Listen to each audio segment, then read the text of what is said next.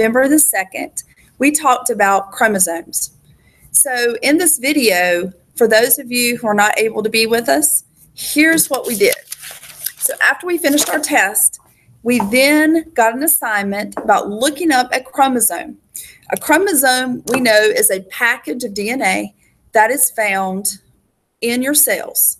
You inherit half of those chromosomes from your mom and half from your dad. Together, you get a total. So for us, there are 46 packages of DNA just for you. And those chromosomes hold genes.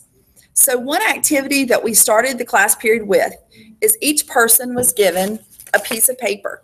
And on that paper, there's a number written on there, or possibly a letter or a Y.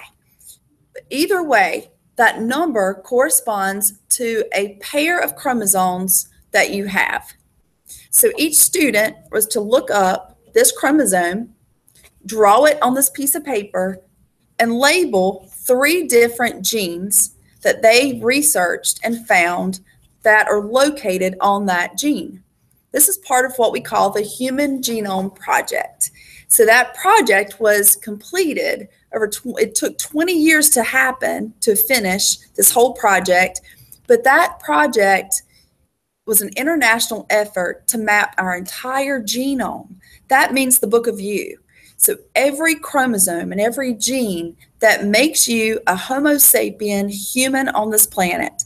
So this was the activity that they did, and they are going to finish for homework. So on this index card, they are to write, and you will write the chromosome number, the number of total genes found on that chromosome, and then list 3 genes in particular that you found that you would like to tell us about. So after that, we then took our new packet, which is our unit on, it's called GDR. And GDR means growth, reproduction, and we're going to talk a little bit more about cell differentiation, just kind of review that topic of how cells can become different types of cells. So anyway, to start us off at the top of this, where we started talking about chromosomes. So in your packet, you're going to find a circle map. So the information that I'm going to give you here on the whiteboard, this is where you're going to write it and put your notes. Okay? So let's start right there in the center where it says chromosomes. So a chromosome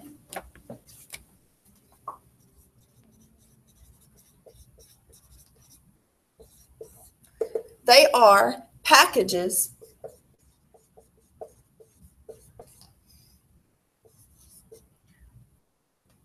of chromatin DNA. So that is the double helix form of DNA, which we have built models of. We've been reading, we have replicated, we have copied it into mRNA to build protein. So this chromatin double helix DNA, which there's about 6 feet of that inside each of your body cells, is wrapped around little proteins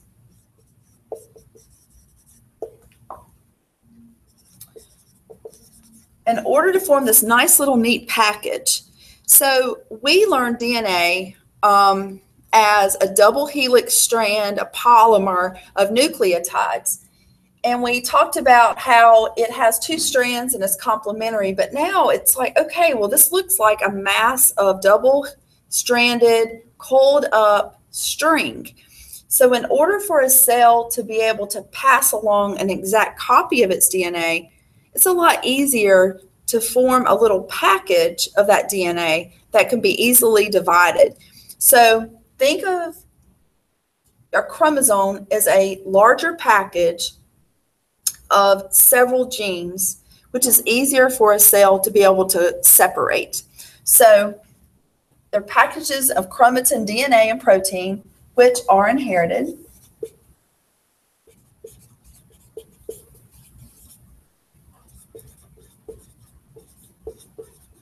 From your parent, if you're asexual, and if you're sexual, we know we get half each from each parent. Okay, so that's a chromosome. Now, if you look to the right on your circle map, it says ask the question, how are they formed? So you already have a picture that's drawn. It looks like this. And we're going to label that chromatin. Okay. And then you see that there are 4 circles. And technically there's 8 of these, but these are histone proteins. And they serve like a spool that you would wrap thread around. So if this was a spool, thread would be wrapped around it. So that's a similar concept to what's going on here. So these proteins are used to wrap this chromatin around in order to make it into a nice, neat package. So chromatin is wrapped around histone proteins in order to then form a chromosome. So on your diagram, you already have a chromosome that's been drawn for you. So the chromosome is made of lots of really tightly coiled chromatin. Some of these proteins inside of it. And each of those having multiple sections of genes. Okay? So now if you look to your left, it says, what do they look like? Well, this is what it looks like, but we're going to draw a separate picture that shows its individual parts. So in that area, let's draw a chromosome.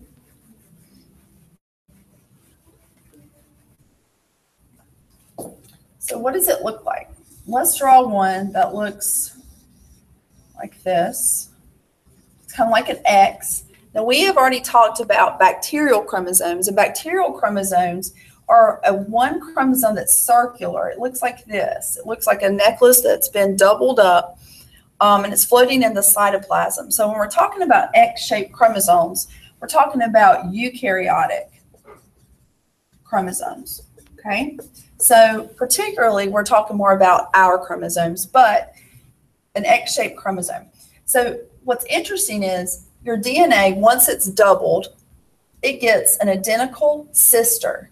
So remember that we said if you have 46 chromosomes in each of your body cells that build you, then after DNA doubles itself in DNA replication, now that cell is ready to divide in half. So each new cell will then get its own set of 46 chromosomes, identical to the first. Well, in order for this to happen, technically, your DNA, the chromosome, there was only one of those, okay? So there's 46 that look like this. When DNA doubled, identical sister. So it's like twin Siamese sisters that are conjoined twins that are together, have the exact same information. So now we would have 92, and then when they separate, we'll have 46 of what we started with. We'll get to that a little bit later next week when we talk about cell division. So anyway, let's go ahead and label these two. Sister, they're identical sister chromatids. So you'll notice anytime you see this chromatin, chromosome, chromatid, we're talking about DNA. Just like when we see the words gen or geno, it talks about DNA. So we have sister chromatids, and then let's draw a little band. Let's draw some bands just to show that each side is identical. So each one is a gene. Okay, and what holds these two together is called the centromere. So think about central, it's kind of in the center, it's holding it together in the middle. So that's what a chromosome looks like. Next, we have human chromosomes and cells.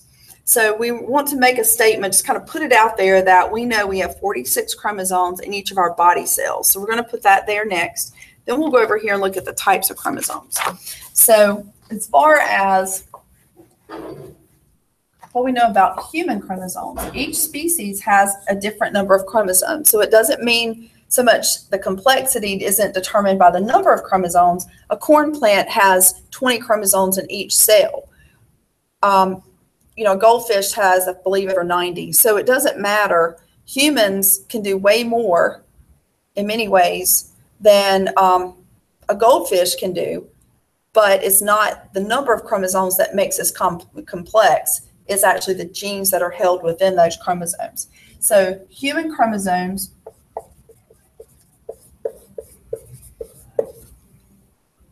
there are 46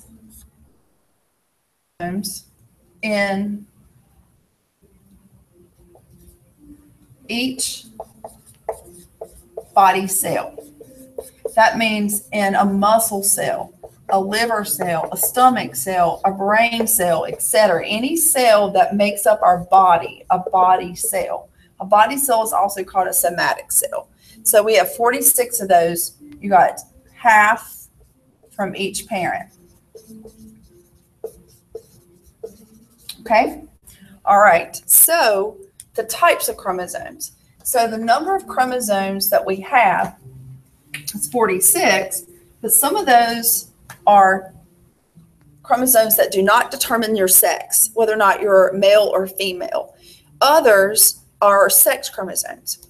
So we have two types of chromosomes in general.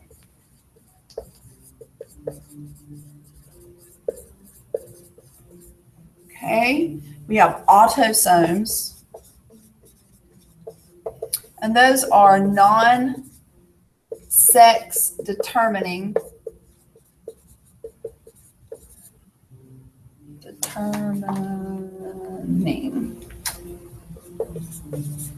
chromosomes. And then we have sex chromosomes. So sex chromosomes are those that they determine gender. This is not to be confused with sexual orientation or any of that. This is simply whether or not you inherited certain chromosomes that are associated with a certain gender. And so usually there's questions that come up about that. And so now we're just going to look at the science behind it as far as the structure. And then we may talk about possibilities later. But for now, we're going to say that this means your physical gender. And so sex chromosomes are always the last pair in a karyotype. So a karyotype is found on the back of this sheet. There's two of those.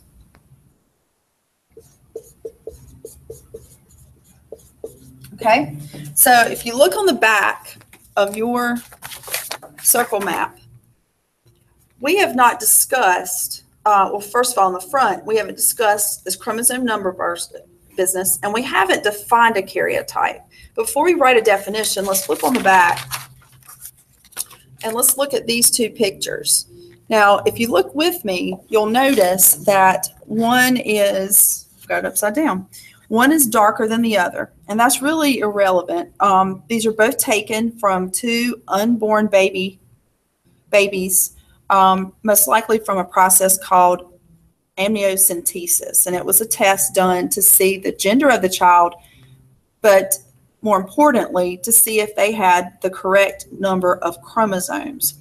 And having the correct number would at least rule out some type of abnormality that the child may have, or defect or disease that's associated with having too many or too few chromosomes. So we have one child here represented and a second right here. So at the top, we're going to label this diagram.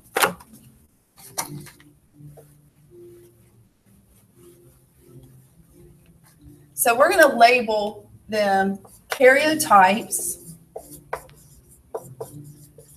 of unborn children. Okay. And then next, what we're going to do, and so a karyotype is just the picture of the full set of chromosomes within a cell of one of these individual babies.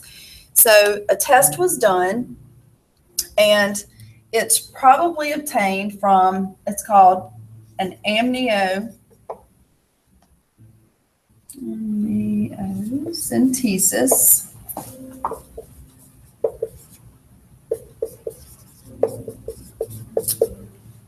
The test conducted to obtain the chromosomes.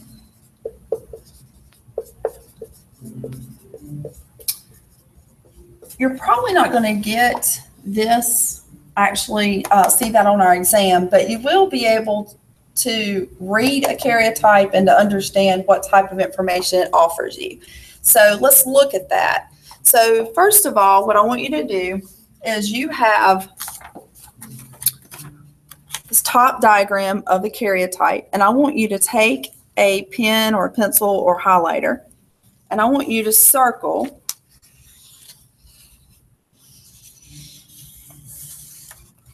chromosomes 1 through 22 pairs. So total, we should have 44 chromosomes there, 2 from each pair. Those are autosomes. So we're going to label those autosomes out to the side. So right out here, just label those autosomes. Next, we're going to do the same thing down below. So take your pen, pencil, or marker, and we're going to do the same thing. And you're going to notice that we left one pair out. And this pair doesn't have a number in your diagram. If you look closely, there's no number written beneath that. So we're going to put a number 23 there, because that is the 23rd or last pair. Now, if you remember, we called the last pair a special pair of type of chromosomes. So we're going to put a circle around that, and we're going to call those the sex chromosomes. So circle those and circle these, and we're going to label them sex chromosomes.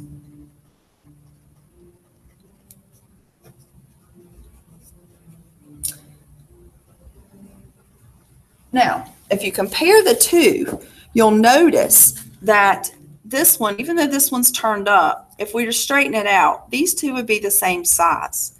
The ones at the bottom, though, one is noticeably smaller than the other.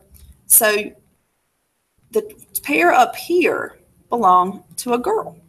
So if you have two of the same size,